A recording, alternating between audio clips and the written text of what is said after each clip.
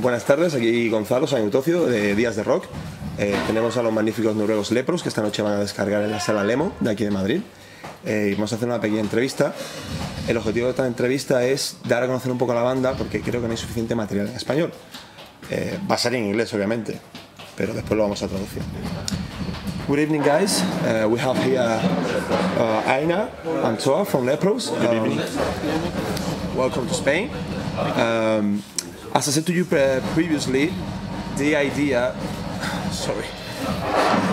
of this interview is to let people know about Leprous, the Spanish audience, because there's not much written stuff in Spanish about the band.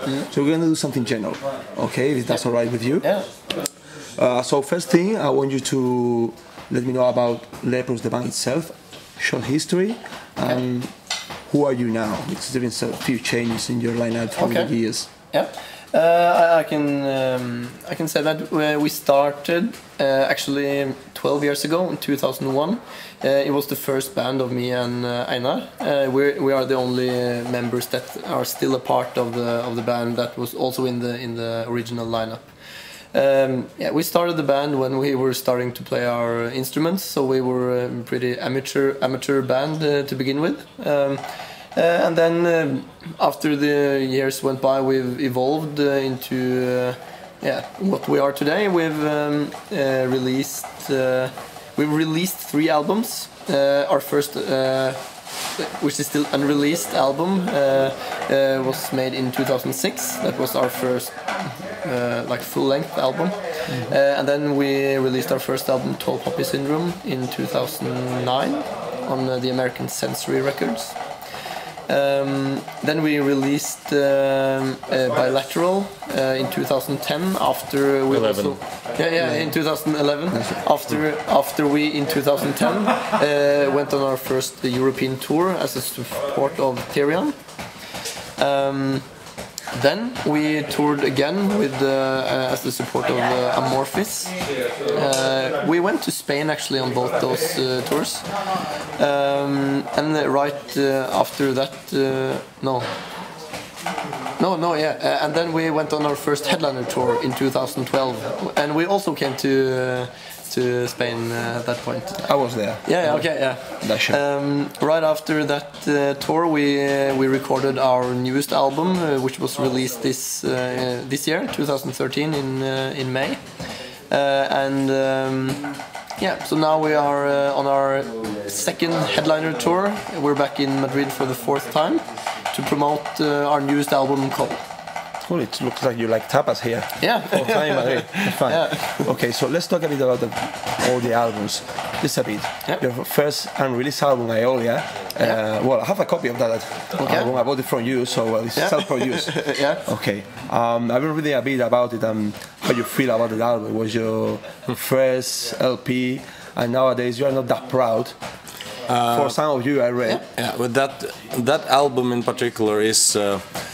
When I listen to it now, I think it's actually even worse to listen to it than the first demo, because it's because we wanted to do like really absolutely everything without having the skills to do it at all. So it's kind of overly ambitious without the technical playing skills that needs to do it. So it's like, it's extremely high ambitions, with not very high performance. But that makes it a bit charming, though. And it's an important step on the way to where we are today. Yeah. Okay. I think it's important, obviously, that people actually don't be ashamed of what you've done. No, we're not ashamed of course. No. But it's horrible to listen to it. We're not ashamed. No. Probably. If you, we don't regret making it. Because it was an important thing for us. I'm going to ask. We're if just you have the chance now to re-record that album, what would you do different? Not being Leprous today, but being Leprous at the time. That could actually be very funny to do it, and to do that album as good as possible with what we can now. But the problem is that we would have to rearrange all the songs and cut away half of them at least in order to manage to get all the. You can always say if you are a bit behind about the album releases, you can always say, it's halfway it's done, so we just rearrange the work, do a new album just in case. Which is a backup plan. We've had some. We've played with the thought of doing that, but I don't think it will be something we'll do. But as he said, it will be very funny to actually try. Because you don't know, maybe in full April Day, something like that, you can do a show and play the whole album. It will be April Fool, you know. Who knows? It will be like, that would be very, very funny. Okay, then you go to Tall Poppy Syndrome, which is your first professional album with sound support from Century Records. What do you feel about that album? That's a much better album, at least, than Aeolia, in my opinion, and it's more, as you say, a more professional album. Still, it's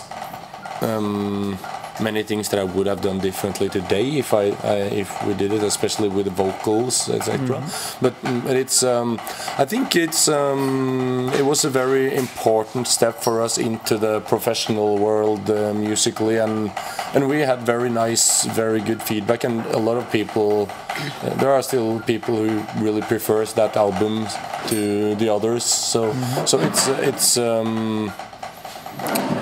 I don't know, it's like a very important part of our evolvement. It was a big step forward when it comes to professionalism in the band. Maybe the biggest. That I think is the biggest difference between an album to the next. and Tall Poppy. Because actually Aeolia was actually meant as a demo. Also, even though it's a full length, it's not a professional recording. It was more like a demo. And actually, I just remembered, we actually got a 10 out of 10 in a review of Aeolia as well. So obviously, someone also likes, prefer that album. I know. So. Well, you don't know how the metal world is. Yeah. The older, the rawer, the older. Yeah. Sometimes you have to put a stop on that. Yeah. But about the vocals on Tall Poppy Syndrome, actually, we are really looking forward to see you scream on Passing. There's a few of us that really like that song, but so it's not that bad your vocals. No, it's not my opinion. But especially the English pronunciation is really horrible, and we are Spanish. Our pronunciation is quite horrible usually, so we don't care. Okay, and also it's I don't know, it's more insecurity in the vocals, especially in the clean vocals. All right. But that's obvious. I was younger and less experienced, so it's. And then came Bilateral, where you jump onto Inside Out. Yeah. How was that? I think it was also a step in the direction of.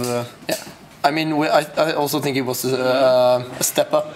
I think also it's a better album, but I guess the reason we were satisfied enough to record it is because we thought that now we've evolved, we've moved even further, and now we want to we can stand for these songs, and And I would say that maybe Tall Poppy Syndrome appear more as a metal album, and maybe Bilateral more as a prog, like. I don't know. It's how I see it myself. It's a more directly prog album with more. I don't know, just a whole package in a way. And the songs are a bit shorter, and there are more of them on Bilateral than some of them. So it's a more. But in a way it's more. All over the place than Tall Poppy Syndrome, in my opinion, actually. Yeah, I know what you mean. It's more like it's more on the prog side. Yeah. Bilateral and Tall Poppy Syndrome is more on the a bit more metal with hints of prog. Yeah. If you ask me personally, it's if you mix both albums, it can be like a really great stuff, like a double CD or something like that, because I really love both albums. I think you're very right, obviously, because you are the ones that wrote that album.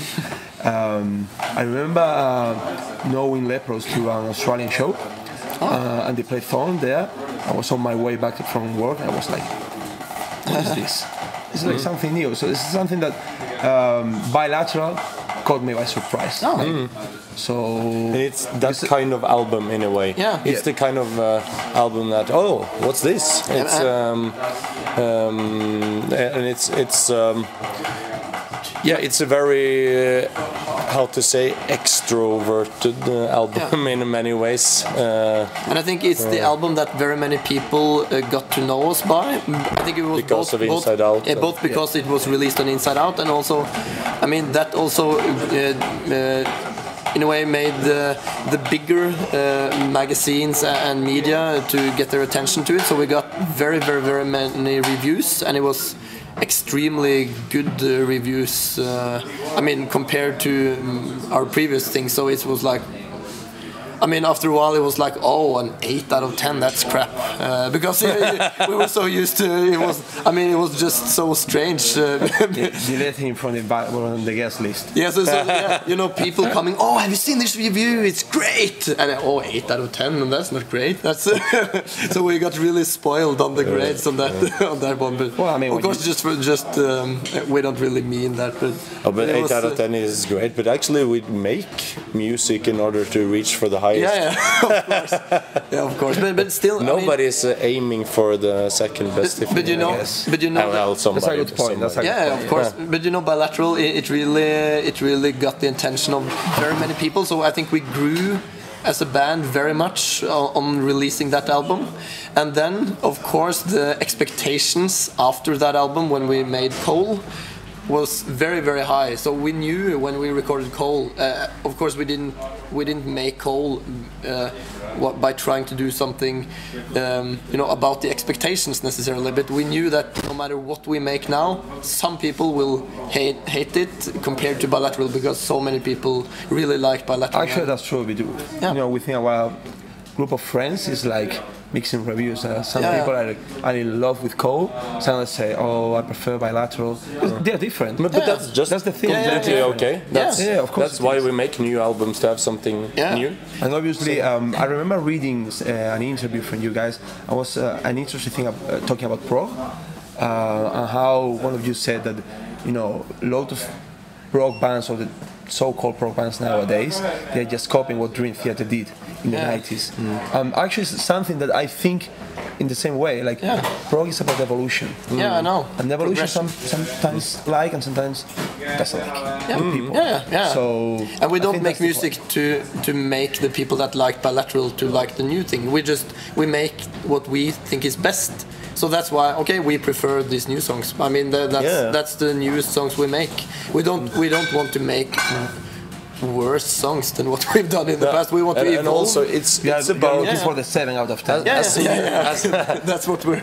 As a musician, you always kind of evolve all the time, and things that you maybe thought was really cool 2 years ago, you don't appreciate it in the same way anymore. And that was a bit how it was when we made Coal. It's just like, it was a bit the album where we stopped pretending. It's just like, okay, let's just make songs. Let's just would you say like Coal with a clear picture of yourself? It's more honest in a way. It's not such very desperate. I feel Bilateral is more desperate towards trying to be this and that and this and that and this with many different things. Oh, let's put it would be very cool if we do like this and on stage. That would be very nice. Imagine what audience think if we do that or this and that. And now this is just like, I don't know. I don't even know if it will work live, but I like this. We play it. I like it really a lot, and also, I really feel it when we play it. And it's also made with a bit fewer ideas. I mean, with Bilateral, it's very many things thrown together, as is also the previous ones. Yeah, well, but Coal, it's fewer ideas. It's like more Coal follows like the same path. The thought of it is to not like ruin the taste by throwing too many ingredients in there, if you know what I mean. I've heard that expression for years. I've read actually. Yes, so that's my best description of it, actually, the difference between it. Just to let things have a very clear taste. So being this album, the one that you just have called the more honest one that you've done, which influence has brought you to this album? Which bands, actually you can say this is the ones that actually brought me to here? Because I've read you haven't been listening to metal lately. Not that much, some things maybe, but I think all the influences we have, it's so much in the subconsciousness. I never think that much about it. Yeah. Sometimes, of course, we can think, oh, this is a bit like maybe that. We can hear it afterwards. Actually, Yeah. okay, this is very like that, but we've already made it, and then realize, okay, this might be a bit similar to this, but and that shows just that it may have just come from the subconscious. I mean, something someone has heard, and then, oh yeah, well, that's okay. But I can say another, just I don't know. I've been listening a lot to just classical music and Hirschbard. Just pretending, being like a hipster, listen to classical music. No, but yeah, classical stuff. But that goes mostly for me, I think. And I listened a lot to like Massive Attack and this kind of thing, and that's maybe a bit like the repetitive element. I don't know. And I think, but I didn't. I don't know. I didn't check out so many new things in that period, to be completely honest, because I was been so busy and. And actually, I think it's a bit interesting to just think back on how we started the band, because we started when we didn't even know how to play our instruments. I mean, in 2001, and then we kind of have just the evolution of the band, and also the musicians in the band has just. I mean, he's just been natural. That's I think we didn't set out to begin with in saying, okay, this is the music we will make. I mean, we want to be a Metallica band or something like that. We didn't like set up the genre to begin with, and I think that's why we have been able to not be too bound to the normal genres. I think. Yeah. Live stuff. Yeah. So I guess. Okay, so now we're gonna talk about a bit the live shows, because even though you are a jam band, you have a lot of experience because you have two on your own, and obviously you are the backing band from Ihsahn. First thing, we want to know, how did you become the backing band from Ihsahn? Because something we actually have been asking around a little bit. I haven't done a lot of research on that. So I will just actually we. Accompanied by this beautiful Saddam glass, I can tell you that. It's actually something that you can add in your next album. Yeah. But that actually Ihsahn, we've known him for a very long time. Actually, a funny thing, we made our first demo in 2004. It was him that made it, or he was like the one that helped us. We also did it in his studio with Aeolia, the first full-length album. So actually, already when we began to play in a band, I think he actually was also a part, because the in-law he's married to his sister, and they were like a part of getting young people to start playing music when we started to play. And then when we got to a certain point of professionalism, that was also the same time as he wanted to play live with his solo project. And then he just figured, okay, why not just ask if Lepers want to be my backing band, because since we were already a band, we knew him very well. He knew that we could just rehearse the songs on our own, and then he can just show up at the rehearsal room, and then we would be ready. It was like an easy way for him to have a band without having to gather around single members and getting them to rehearse together and everything. And we were, of course, very interested in doing it as well, both as promotion and because we thought it was a fun thing to do. And since we weren't that busy as musicians at that point when we started to play with him in 2009, I guess. Okay. So and that's how we ended up with this. And we also had a long collaboration with him on all the recordings except Tall Poppy Syndrome. That's the only thing he hasn't been a part of when it comes to the recordings. And he's also been featuring on both Bilateral and Cole as a... Yeah, talking about featuring musicians, which one would you like to feature actually on one album? You have the opportunity to just choose whoever you want to.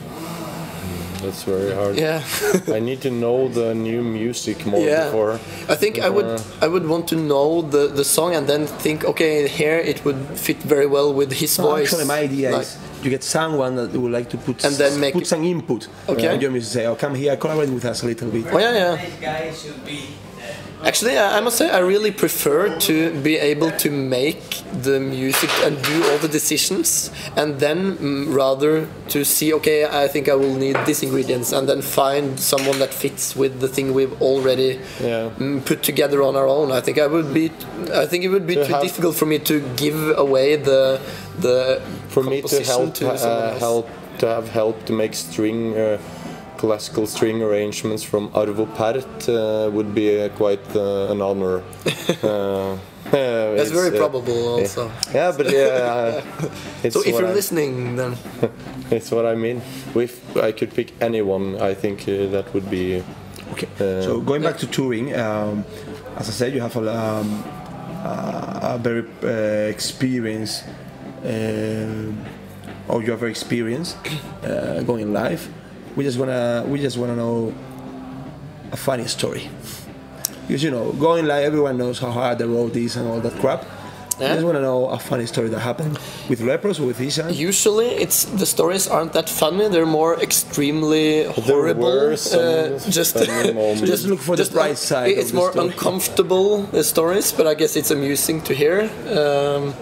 There was some really funny I have a couple if you can't remember, but you can. Okay, no, if you have.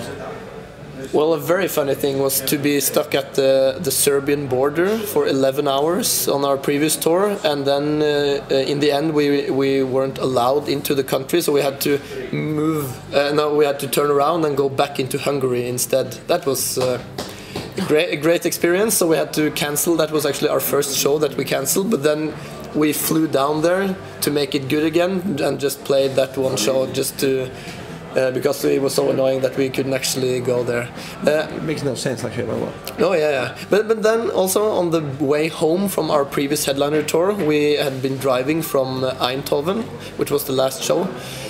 We had been, changing the drivers all along, so of course we hadn't been driving but we've been driving for 20 hours or something, and we were 1 hour away from our home in Oslo. It was this car with 5 seats and a trailer with all the equipment, and then suddenly we hear this big